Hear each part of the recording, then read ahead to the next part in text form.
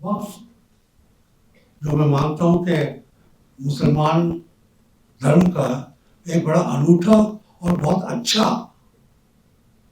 किस हिस्सा है।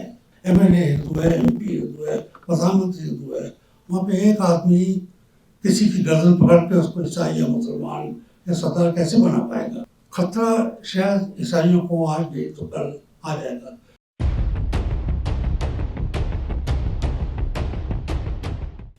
ईसाई मजहब में वक्फ नहीं होते हैं, ना उसूलों में, ना जो हम रोज़ाना ज़िंदगी जीते हैं उसमें इसका जिक्र नहीं होता।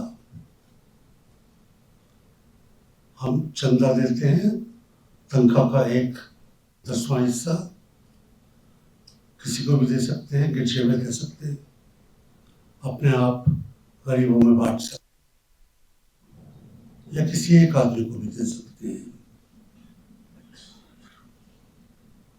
मगर वक्फ की जो कंट्रोवर्सी है उसमें का बहुत गहरा इंटरेस्ट हो गया है पिछले 1-1.5 साल से। वजह बहुत है, कंफ्यूजन बहुत है, और उसकी वजह से ईसाई धर्म वाले लोग मुसलमानों की तरफ कई जगह एक फर्क अंदाज से देखने लगे हैं। ये बहुत खतरनाक डेवलपमेंट है, और इससे जाहिर हो जाता है कि हम समझ में ना समझ में कोई छोटी सी भी चीज़ कितना बड़ा रूप अख्तियार कर लेती है, कितना खतरनाक तरीके से पेश आती है और वो एक दूसरे के खिलाफ खड़ा कर देती है, लोगों को गलत लोगों के साथ इकट्ठा खड़ा कर देती है। इसके ऊपर मैं 2 शब्द कहना मांगता हूँ। इससे ये भी एक बात जाहिर हो जाती है कि कहीं एक छोटी सी जगह में कुछ दुख, अलगाव, झगड़ा है, देश में असर नहीं होना चाहिए, और जो असर पैदा करने की कोशिश करते हैं वो अखिलतों को तोड़ने की, हिंदुस्तान के बाकी समुदायों को तोड़ने की कोशिश करते हैं, और उसमें डिवाइड एंड रूल के साथ खड़े होते हैं। केरला में जहाँ पे आप कह सकते हैं कि कम्पिटिटिव डेमोक्रेसी है, हिंदू, मुसलमान, ईसाई बाकी हिंदुस्तान के बानिस्पत बड़ी कंसंट्रेटेड तादाद में है। शायद 100 का 5वां हिस्सा ईसाई हैं, चौथा हिस्सा मुसलमान हैं, और आधा हिस्सा हिंदू हैं। किसकी इकोनॉमिक डेवलपमेंट कैसी हो रही है, किसका वजूद कैसा है आज की तारीख में, किसको सरकार से कितनी मदद मिल रही है, उनके बच्चों को कितनी, छोटी छोटी बातों पे एक दूसरे को देखते हैं कि दूसरे के पास कितना माल जा रहा है या हमसे माल छीना जा रहा है। असल में किसी से कोई माल छीना जाता नहीं है। हो सकता है कि दूसरे को शायद आपके से ज्यादा मिल रहा हो क्योंकि उसकी तादाद ज्यादा है। केरला में इसकी वजह से कुछ हद तक ईसाइयों में ये सच्चाई है।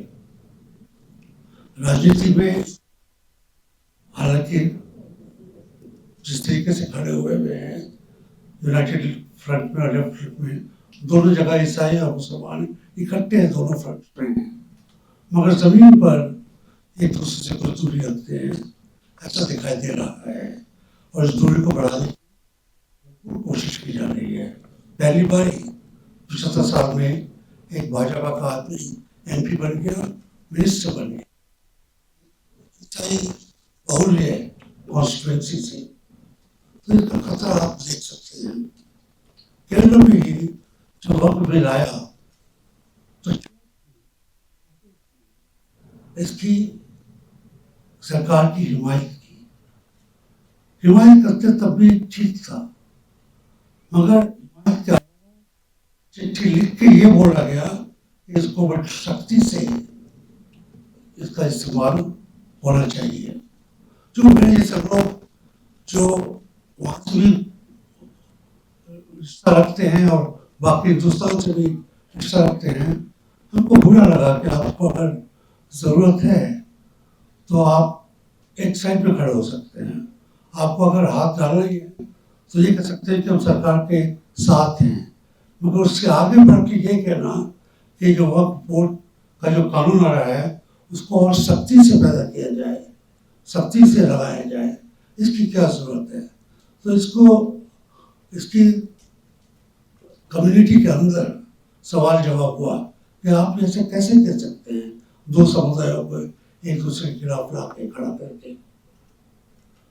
मगर खतरा शायद ईसाइयों को आज नहीं तो कल आ जाएगा। मेरे जैसे लोगों को काफी अरसे से ये खतरा दिख रहा है। जैसे जो कानून समुदाय के खिलाफ लाया जाता है उसमें रिफाइनमेंट के बाद वो कानून दूसरी कौम के ऊपर लागू जाता है। बहुत साल पहले एक कानून आया था, एंटी कन्वर्शन लॉ। कानून ईसाइयों के खिलाफ था कि ईसाई लालच देके या जबरन हिंदुओं को ईसाई बना रहे हैं। कानून आज 12 प्रांतों में ये कानून है कि अगर ऐसा करेंगे तो ईसाई जो कर रहा है जेल जाएगा। डिमांड है कि जो किसी दूसरे को कन्वर्ट करता है उसको फांसी दी जाए। ये भाजपा की डिमांड भी है।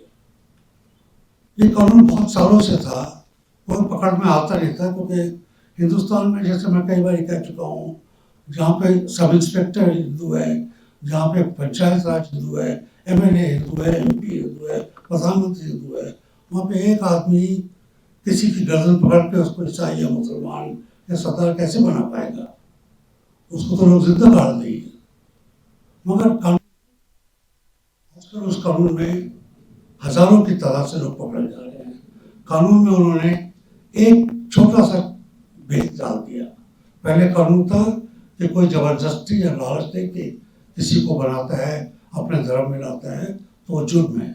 उसमें उन्होंने कहा किसी को लालच दे के, जबरन या शादी करके।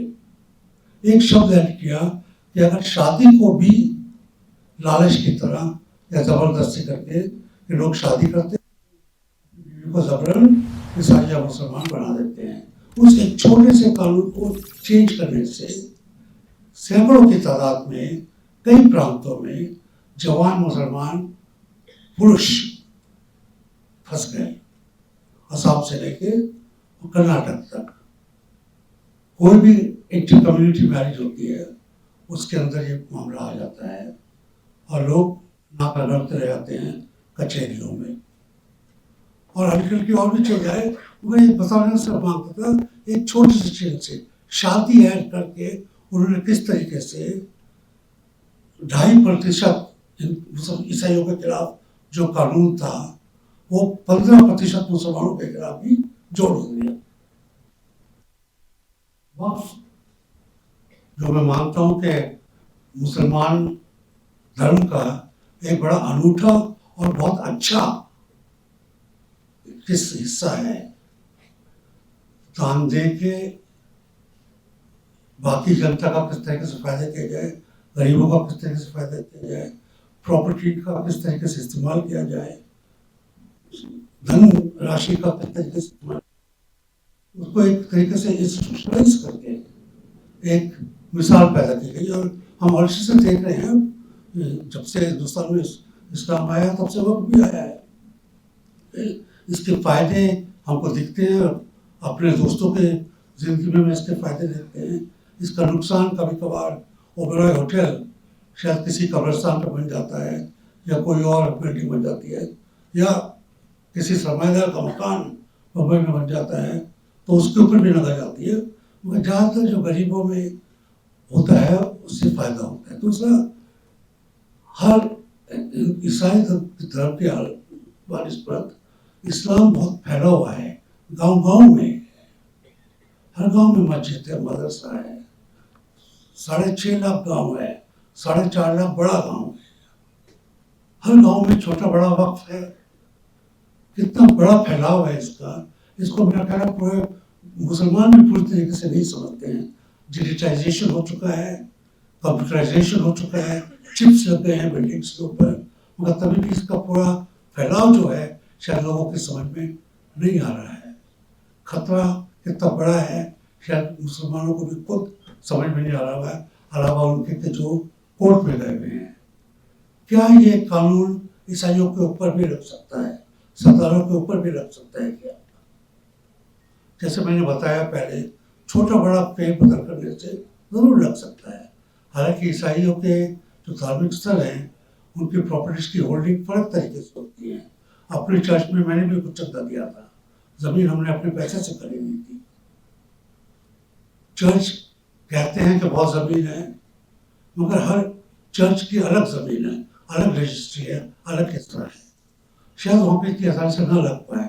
मगर वक्त के बाद अचानक हमने देखा कि आरएसएस के जर्नल्स में, ऑर्गेनाइजर और पांचजन्य में एकदम आया लेख आने लगे कि ईसाई धर्म के पास भारत सरकार के अलावा दूसरे नंबर पर प्रॉपर्टीज हैं।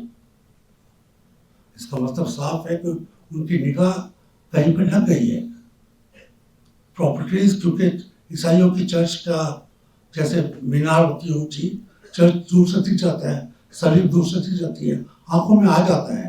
आंखों में आ जाता है तो आंखों में खटक भी जाता है। ये साफ बात है कि लोगों को अब ईसाई धर्म के पास कितनी जमीन है उसकी चिंता होने लग गई है।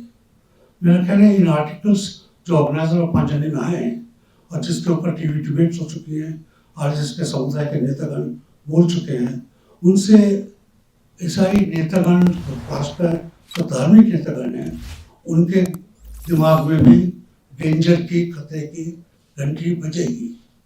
मेरा पर्सनल विचार है, क्योंकि मैं पादरी नहीं हूँ तो मैं पादरियों की तरफ से नहीं बोल सकता, मगर मेरा पर्सनल विचार है कि ईसाई समुदाय को यह समझना चाहिए कि कोई भी चीज जो हिंदुस्तान में होती है, जो एक समाज को दूसरे समाज के खिलाफ खड़ा करने की कोशिश करती है, दो समाजों के बीच में कटाव, दुर्भाव लाने की कोशिश करती है, वो हर समुदाय के लिए खतरा है। चाहे समुदाय 2.5% का हो या 15% का हो या 80% का हो, सबों को बराबर का खतरा है। मैं कम से कम अपनी तरफ से, अपनी कौम या अपनी मिलत की तरफ से शायद ना भी, मगर अपनी तरफ से मैंने हमेशा अपने आप को मुसलमानों के साथ जोड़ा है, क्योंकि हिंदुस्तान में अक़लियतों का एक स्थान है। उसका जो कॉन्स्टिट्यूशनल पैरामीटर्स हैं, कॉन्स्टिट्यूशन सेफगार्ड्स हैं, शायद हम 2.5% होते हुए कम ताकत से उसकी रक्षा कर पाए।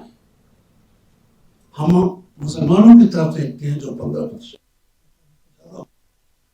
इस तरीके से कॉन्स्टिट्यूशन में जो अक़लियतों के लिए हिफाजतें हैं, उनका किस भरपूर जोर करती है, और उस सामना करते हुए वो हमारी तरफ से भी एक तरीके से लड़ाई लड़ती हैं।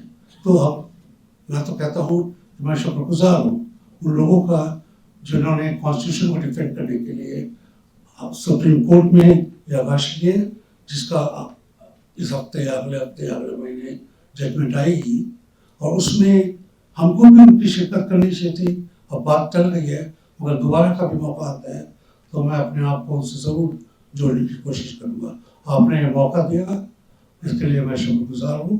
धन्यवाद।